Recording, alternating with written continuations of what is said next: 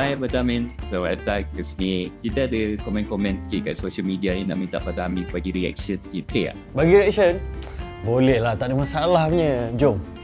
Rasa nak convert telco biru kuning ke Unify Mobile. Bagus?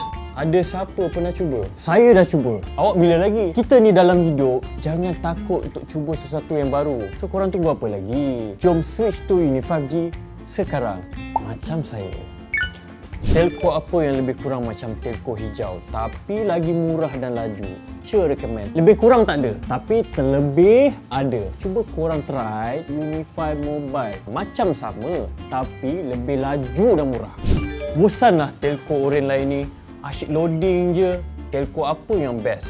Kalau nak layan movie potong betul. Tengok movie asyik buff je memanjang. Asyik-asyik loading ni bahaya tau. Tak baik untuk kesihatan. Silap-silap boleh kena darah tinggi. Korang kena cari telco yang bagus untuk kesihatan mental. Macam Unify Mobile. So boleh tengok movie tu smooth je. Baru enjoy. Siapa pernah pakai Unify Mobile? Line dia okey ke atau macam telco yang lain? Ke lagi okey? Orang tua cakap apa? Tak kenal maka tak cinta. Bila dah kenal Unify Mobile, confirm korang takkan cari yang lain punya. Unify G. Yeah. Live unstoppable, Unify G.